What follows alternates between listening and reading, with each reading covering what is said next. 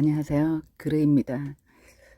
음, 어떤 분이 댓글을 주셨어요. 그런데 말씀하시더라고요. 20대 때까지 양육자가 나르시스트여서 그 부모 밑에서 코디펜던트로 크는 것까진 그렇다 치더라도 이후에 사회생활을 하면서 20대, 30대 그리고 40대를 지나면서까지 코디로 살아가는 걸 그건 본인의 문제가 아니냐는 그런 글을 주셨습니다. 이해할 수가 없다라고 하시더라고요. 맞습니다. 정상적으로 생각한다면 평범한 사람들의 정상적 사고로 생각하면 이해할 수 없기는 해요. 그런데요, 어, 정상적이지 않은 이상한 환경에서 자라고 그 이상한 환경을 벗어나지 못한 채 그 환경에서 살게 되면요, 비정상적인 건 너무 당연하기도 합니다. 왜냐면 자신의 결핍이 뭔지를 모르게 되거든요.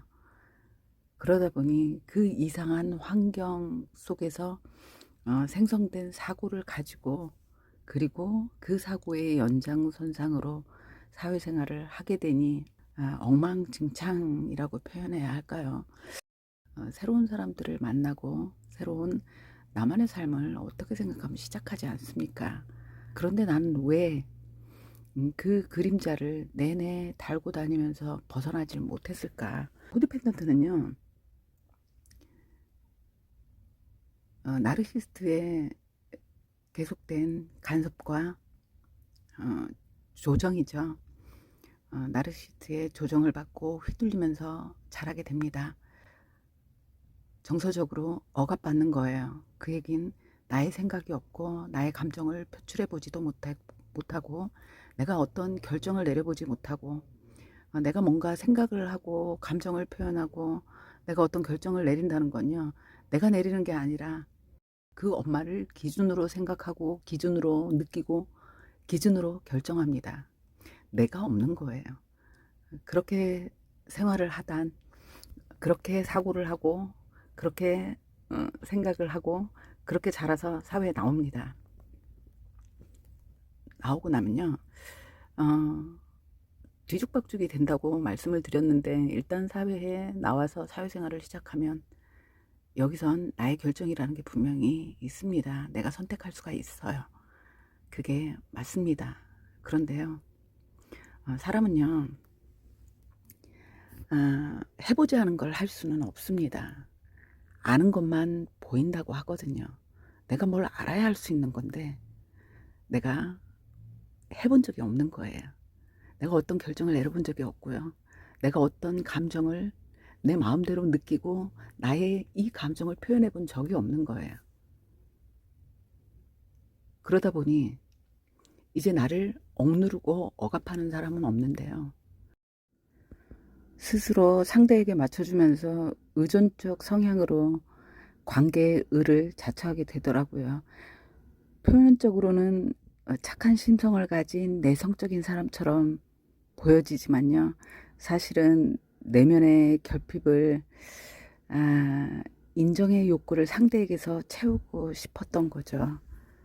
코디펜던트로 자란다는 게 슬픈 이유기도 할 겁니다.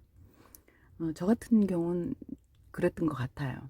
물론 이걸 알기까지는요, 어마어마하게 많은 시간이 걸렸습니다.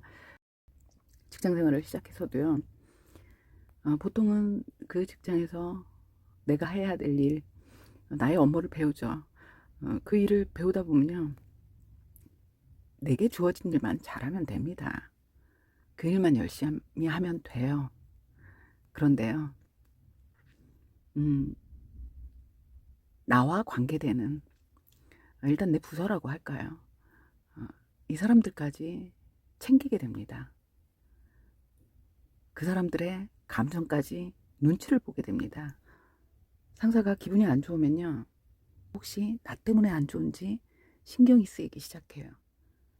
그래서 기분을 좋게 해주고 싶어서 상사의 기분을 풀어주기 위해서 안절부절 못하게 되기도 합니다. 상사의 기분이 왜 나쁜지를 내가 알 때까지. 내 스스로 이해할 수 있을 때까지.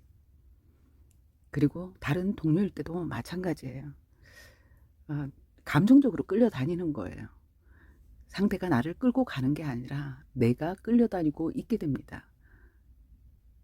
그래서 그 사람의 기분이 좋아져야 하는 거예요. 그래야 내가 마음이 편안한 겁니다. 그들이 나를 휘두르지는 않아요.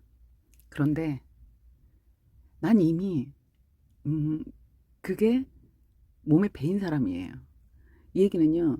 누군가 내게 화가 나 있고 어, 누군가 내 옆에서 화가 나 있고 기분이 나쁘고 하다는 건 그 원인은 나인 거예요. 어릴 때 엄마가 그랬거든요. 엄마가 화가 나는 건요. 나 때문이었거든요. 모자란 나 때문이었고 나의 실수였고 내가 잘못한 거였어요. 물론 아니었지만 그건 엄마의 말일 뿐이었지만 나는 그렇게 질이 든 겁니다. 그래서 내 주변에 누군가가 기분이 언짢아 있으면 그걸 해결해 줘야 하는 거예요. 그래서 그 사람 눈치를 보는 겁니다. 어떻게든 해결해 주고 싶은 거예요. 그래서 신경을 쓰고 누가 조금만 힘든 것 같으면 그 일을 도와주려고 하고 기분이 나쁜 것 같으면 풀어주려고 애쓰고 누가 일이 조금 힘든 것 같으면 내가 해주려고 노력하고. 그런데 중요한 건 그들이 원한 수고나 배려가 아니었기 때문에 그저 형식적인 감사 인사가 돌아오죠. 그렇거나 또 잘 도와주는 사람으로 인식이 된다는 겁니다. 코디펜던트인 나는 나의 수고와 배려에 대한 칭찬과 감사가 필요한 거거든요.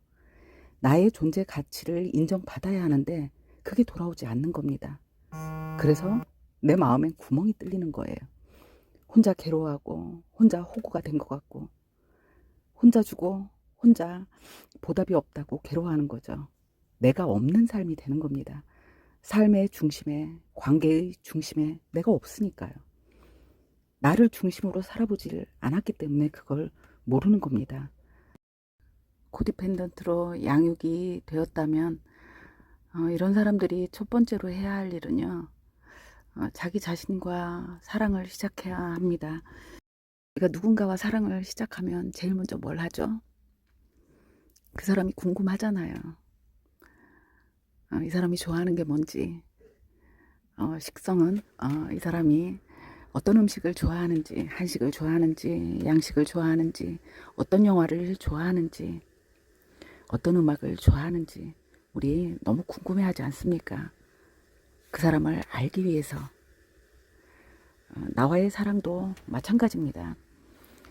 나를 사랑하기 위해서는요, 내가 나를 알아야 해요. 그런데 코디로 이렇게 코디펜던트로 성장을 하다 보면요, 우린 정말 자기 자신을 제일 모릅니다. 왜? 우린 남만 보고 자랐거든요. 남만 보고 살았거든요. 그 사람의 기분을 맞춰주고 그 사람의 비율을 맞춰주고 그 사람을 기분 나쁘지 않게 해주기 위해선 즐겁게까지 해주지는 않더라도 그 사람의 기분을 상하지 않게 하기 위해서 계속 그 사람을 관찰하고 있어야 하거든요. 그러다 보니 나를 모릅니다. 내가 좋아하는 게 뭔지도 몰라요. 이제 내 자신과 사랑을 하는 연습을 하시기 바랍니다.